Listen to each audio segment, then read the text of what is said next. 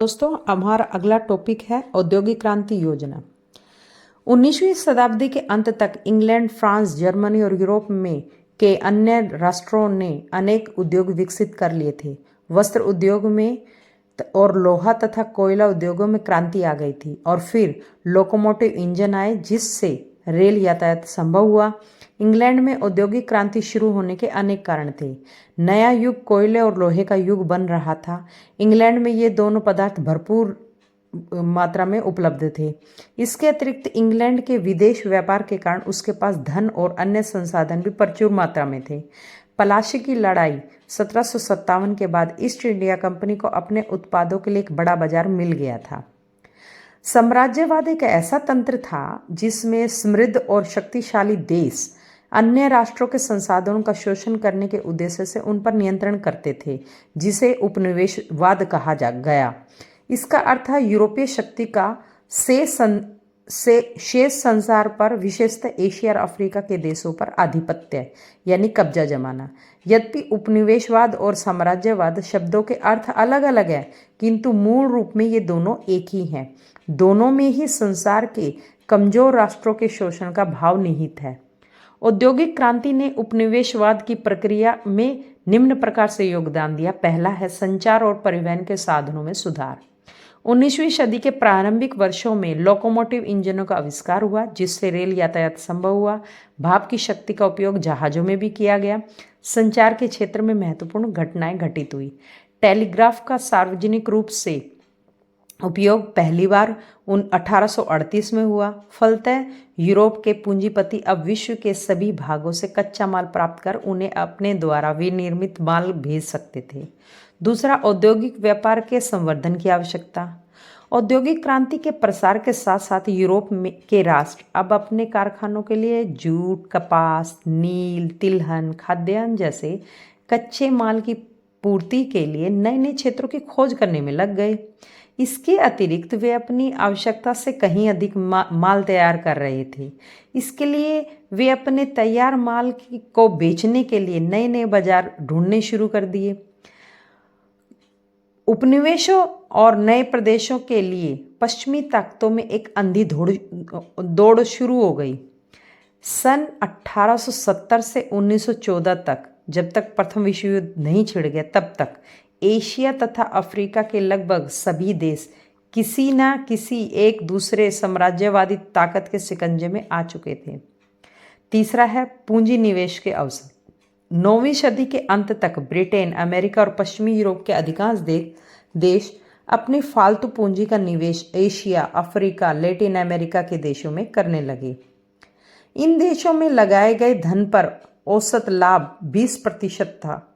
Rail मार्ग तथा अन्य परियोजनाओं में लगाए गए धन पर ब्याज की आय सुनिश्चित करने के लिए विदेशी भूमि पर राजनीतिक आधिपत्य अनिवार्य समझा गया। अब आते हैं अश्वेत जातियों में सभ्यता का विकास पर। साम्राज्यवाद के प्रसार में सहयोग देने वाला तत्व था श्वेत लोगों का दायित्व की भावना। अर्थात यूरोपीय ये सोचते थे कि एशिया और अफ्रीका के अश्वेत काले लोग यानी कि लोगों को सभ्य बनाना उनकी जिम्मेदारी है। वे स्वयं को इन प्रदेशों के लोगों से श्रेष्ठ मानते थे। उन्हें ईसाईयत की शिक्षा देने के लिए धर्म प्रचारक भेजे गए। लंदन की धर्म प्रचार सभा का अफ्रीका में ब्रिटेन के प्रभाव का प्रसार करने में बहुत बड़ा हाथ था।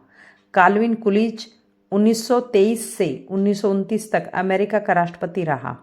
उन्होंने कहा था, अमेरिका जिन सैनिकों को भेजता है उनके हाथ में तलवार नहीं, क्रॉस होता है। धर्म प्रचारकों को यह दावा था कि वे रोग, गरीबी, अंधविश्वास से ग्रस्त लोगों की उन्नति के लिए कार्य करते हैं, परंतु यह सच है कि उन्होंने कभी भी स्वयं को लोक उपकारी कार्यों तक सीमित नहीं रखा।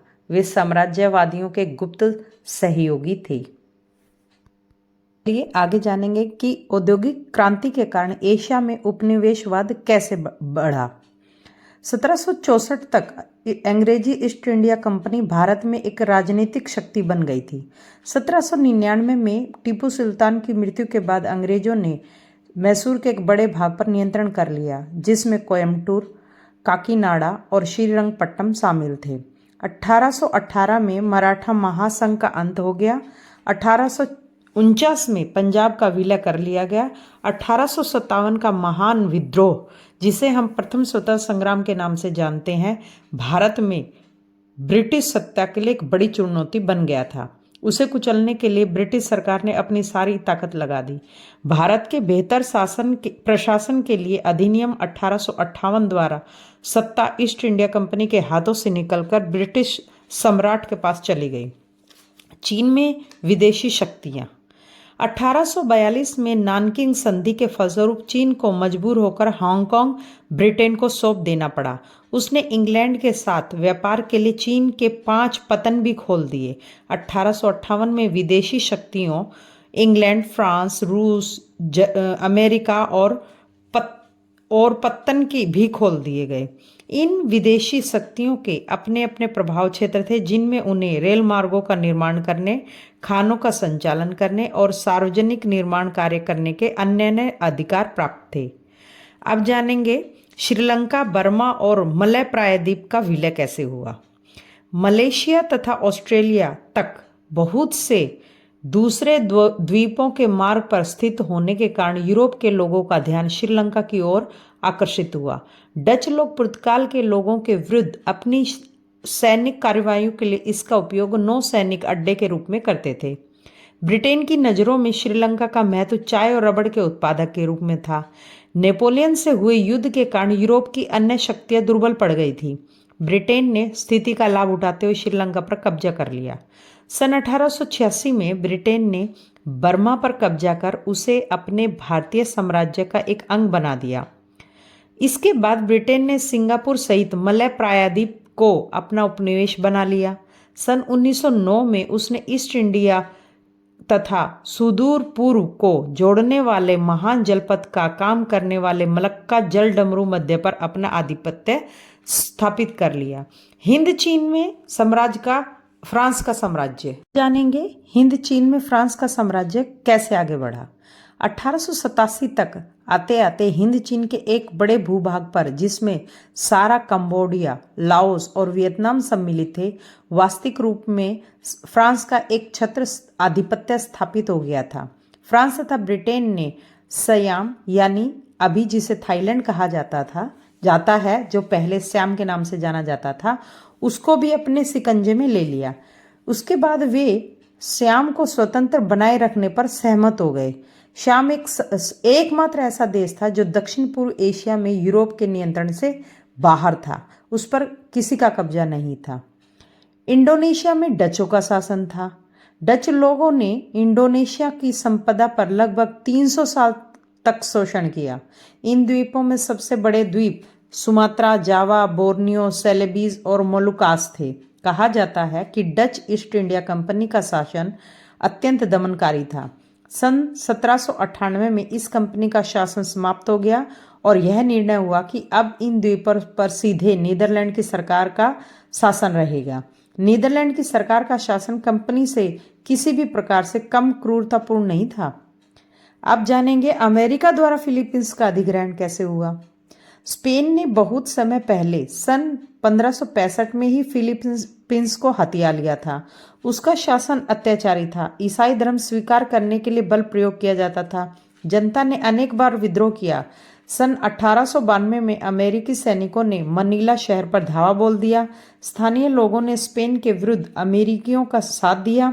सन 1898 में स्पेन की सरकार ने $2 करोड़ नाम मात्र मूल्य देकर फिलीपींस अमेरिका को सौंप दिया। अब तक हमने जाना दक्षिण पूर्वी एशिया में कैसे साम्राज्यवादी शक्तियों का विस्तार हुआ था। अब जानेंगे मध्य और पश्चिमी एशिया में साम्राज्यवादी शक्तियों का विस्तार कैसे हुआ। इराक, फिलिस्तीन, सीरिया और आर्मीनिया भी विभिन्न प्रभाव क्षेत्रों में बटे हुए थे। जर्मनी और तुर्की प्रथम विश्व युद्ध में हालांकि पराजित हो गए थे, अतः उन्हें विवश कर दिया कि वे अपने अधीन प्रदेशों पर अपना अधिकार छोड़ दें। फलस्वरूप एशिया में जर्मन साम्राज्य खत्म हो गया। जो प्रदेश जर्मनी के अधीन थे वे फ्रांस और ब्रिटेन के अधीन हो गए। दोनों ने आपस में बांट लिए। ब्रिटेन ने सदा से ही अफगानिस्तान में रूस के प्रभाव को कम करने की कोशिश की थी। इस प्रक्रिया में उसने सन 1839 में तथा इसके बाद 1878 में अफगानिस्तान के विरुद्ध 2 युद्ध लड़े थे। सन 1907 में सुप्रसिद्ध आंग्ल रूस समझौते पर हस्ताक्षर किए गए। इस समझौते के अधीन रूस ने यह स्वीकार किया कि अफगानिस्तान उसके प्रभाव क्षेत्र से बाहर है। अफगानिस्तान के एक नए शासक अमानुल्लाह ने ब्रिटेन के साथ मित्रतापूर्ण संबंध नहीं थे। इसके परिणाम स्वरूप 1919 में तीसरा आंग्ल अफगान युद्ध हुआ। ईरान पर किसी विदेशी सत्ता ने कब्जा नहीं किया, किंतु एंग्लो ईरानियन ऑयल कंपनी द्वारा चिरकाल से उसके तेल क्षेत्रों का दोहन किया जा रहा था। अमेरिका की स्टैंडर्ड ऑयल कंपनी की भी ईरान के तेल उद्योग में महत्वपूर्ण आर्थिक हिस्सेदारी थी। साम्राज्यवादी शक्तियों के विस्तार को हम इंडोचीन तथा ईस्ट इंडीज के मानचित्र से हम आसानी से समझ सकते हैं कि किस प्रकार डच, फ्रांसीसी साम्राज्य, ब्रिटिश साम्राज्य, संयुक्त राज्य अमेरिका और पुर्तगालों ने कैसे कब्जा किया हुआ था। ध्यान से देखकर हम इसे आराम से समझ सकते हैं। अब हम जानेंगे अफ्रीका में उपनिवेशवाद। कोलंबस ने कैरिबियन समुद्र के द्वीपों की खोज की थी। शीघ्र ही स्पेन के साहसी दलों ने मध्य तथा दक्षिणी अफ्रीका के तटवर्ती द्वीपों पर कब्जा कर लिया। दासों का व्यापार। स्पेन के लोगों ने दास खरीदे और उन्हें अमेरिका में काम करने के लिए साथ ले गए। दासों के व्यापारियों द्वारा ये दास, जो कि अधिकांशतः पुर्तगाली थे, अफ्रीका से लाए जाते थे। यह व्यापार अत्यंत लाभकारी था। फलस्वरूप अंग्रेजों तथा अन्य यूरोपीय व्यापारी भी यह धंधा करने लगे। दासों के व्यापार की कथा दिल दहलाने वाली है। जवाहरलाल नेहरू के शब्दों में, इस व्यापार के लिए विशेष जहाज बनाए जाते थे। इनमें गैलरियों के बीच डैक हुआ करते थे। इन गैलरियों में निगरो लोगों को लिटाया जाता था। वे सभी संकल से बंधे होते थे। इनमें से प्रत्येक निगरों के लिए 5.5 फुट लंबा स्थान रहता था, जो 16 इंच चौड़ा होता था। यह यात्रा कमर तोड़ थी और इसमें कई सप्ताह लग जाते थे। नतीजा यह होता था कि उनमें से सैकड़ों लोग लंबी समुद्री यात्रा के दौरान मर जाते थे। अमेरिका के सभी उपनिवेशों में दास प्रथा का प्रचलन था। अंततः 1865 में इसे खत्म कर दिया गया। खेतों और बागानों में दासों का जीवन मानव के लिए अच्छा नहीं था। दास संपत्ति का एक ऐसा टुकड़ा था जिसे जब चाहे जैसा बेचा, भाड़े पे दिया, बंधक रखा या उत्तराधिकार में भी प्राप्त किया जा सकता था। इसको हम अगले चित्र के माध्यम से समझ सकते हैं कि निग्रोस के साथ क्या क्या व्यवहार किया जाता था। अब हम जानेंगे अफ्रीका के लिए छीना झपटी किस प्रकार हुई। पुर्तगाल, फ्रांस और ब्रिटेन ने अफ्रीका के पश्चिमी तटों पर व्यापारिक बंदरगाह स्थापित कर लिए थे। अफ्रीका का आंतरिक भाग प्रायः अंध महाद्वीप बना हुआ था। सन 1866 में स्कॉटलैंड का एक धर्म प्रचारक डेविड लिविंगस्टोन पूर्वी अफ्रीका की लंबी यात्रा पर पैदल रवाना हुआ। उसने जाम्बेजी घाटी की खोज की। उसका अनुकरण करते हुए कुछ और अन्वेषक भी अफ्रीका गए। उन्होंने नील घाटी, नाइजर नदी, सूडान और कोंगो की खोज की। वे वहां से खनिज पदार्थ और कच्चे माल के रूप में उपलब्ध संपदा के बारे में अद्भुत जानकारी लेकर लौटे। फलस्वरूप अफ्रीका के प्रदेश को हथियाने के लिए अंधी होड़ शुरू हो गई। बेल्जियम का साम्राज्य प्रसार। सन 1876 में बेल्जियम के सम्राट लियोपोल्ड ने मध्य अफ्रीका के प्राकृतिक संसाधनों के दोहन के लिए एक कंपनी गठित की। सम्राट ने हाथी दांत और रबड़ के व्यापार से काफी धन कमाया। इन प्रदेशों पर, जो कांगो फ्री स्टेट के नाम से जाने जाते थे, सम्राट का निजी अधिकार स्थापित हो गया। उसका शासन अति दमनकारी था। फलस्वरूप सन 1908 में कांगो स्टेट की सत्ता बेल्जियम की सरकार ने अपने हाथों में ले ली और सन 1960 में कांगो स्वतंत्र हो गया। अब जानेंगे अफ्रीका में फ्रांस का क्या साम्राज्य कैसे बढ़ा। 1875 और 1910 के बीच फ्रांस ने लगभग 60 लाख वर्ग किलोमीटर का भूभाग अपने साम्राज्य में जोड़ लिया। इसमें अल्जीरिया, मोरक्को और ट्यूनीशिया शामिल थे।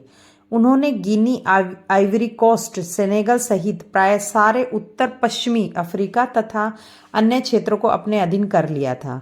पूर्वी अफ्रीका में उनके साम्राज्य में मेडागास्कर तथा सोमालिया का एक हिस्सा भी सम्मिलित था। इसे हम मानचित्र में अच्छी प्रकार से समझ सकते हैं।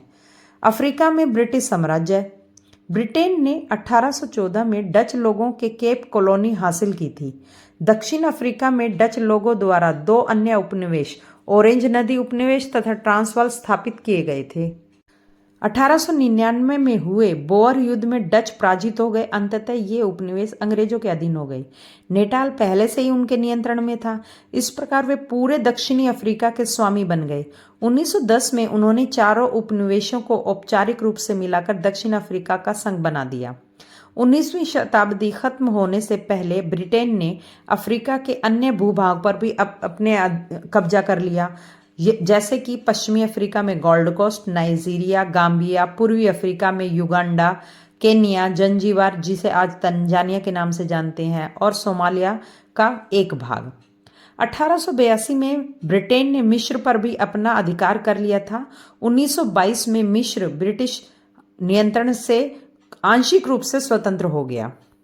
अब हम जानेंगे कि इस औद्योगिक क्रांति के कारण हुए उपनिवेशवाद के क्या प्रभाव और परिणाम निकले। प्राचीन देशों पर उपनिवेशवाद के प्रभाव इस प्रकार से हम जान सकते हैं। पहला है, साम्राज्यवादी शक्तियों ने एशिया तथा अफ्रीका की संपदा, सोना, हीरे, हाथीदांत, तेल, कॉफी, कपास तथा गिरी वाले फल आदि पूर्ण रूप से दोहन किया। अफ्रीका में पृथ्वी पर होने वाली हर फसल उगाई जा सकती है। यह विश्व के लगभग 98% हीरे, 55% सोना तथा 22% तांबे का उत्पादन करता था। फिर भी यह गरीब था। यहाँ तक कि अफ्रीका अपनी आवश्यकता के अनुरूप अन्न भी नहीं जुटा पाता था। दूसरा है, साम्राज्यवाद के परिणाम स्वरूप अधीनस्थ प्रदेशों का व्यापार तथा हस्तशिल्प चौपट हो गया। उदाहरण के लिए ब्रिटेन के शासकों ने जानबूझकर भारतीय कलाओं और शिल्पों को नष्ट किया। सदी के मध्य तक आते आते भारत से सूती और रेशमी कपड़ों का निर्यात वस्तुतः खत्म हो गया। तीसरा था, यूरोपीय शक्ति द्वारा उपनिवेशों के औद्योगिक विकास को अवरुद्ध कर दिया जाना। यूरोप के पूंजीपतियों को अपने उद्योगों के लिए कच्चे माल, जूट, कपास, नील, तिलहन की जरूरत थी। इसके लिए उन्होंने एशिया और अफ्रीका के देशों से पश्चिम के कृषि उपनिवेश बनाकर छोड़ दिया। चौथा था, यूरोपीय शक्ति के नियंत्रण में जो देश थे वहां एकदम रंग भेद का बोलबाला होता रहा। दक्षिणी अफ्रीका के काले लोगों को जीवन के सभी क्षेत्रों में, चाहे वह राजनीतिक रहा हो या आर्थिक या सामाजिक, घोर विषमताओं से झेलना पड़ा। काले लोगों के लिए बस्तियां, बसें, स्कूल, चर्च सभी अलग थे। पांचवा था, दमन के साथ साथ उनके साथ पशुओं से भी बुरा व्यवहार किया जाना। यह सच है कि यूरोप वासियों ने अफ्रीका के आंतरिक क्षेत्रों में नर भक्षण और न्याय के जंगली तरीके समाप्त कर दिए, परंतु साथ ही हम कॉन्गो में बेल्जियम के लोगों द्वारा किए गए अत्याचारों और दक्षिण अफ्रीका संघ और रोडेशिया में मुट्ठी भर गोरे लोगों द्वारा अपनाए गए रंग भेदों को कभी नहीं भुला सकते। दोस्तों, आपको अगर मेरा वीडियो पसंद आ रहा है तो कृपया कमेंट सेक्शन में जाकर कमेंट करके मुझे बताएं कि ये वीडियो आपको कैसा लगा और मुझे किस विषय पर वीडियो बनानी चाहिए। धन्यवाद।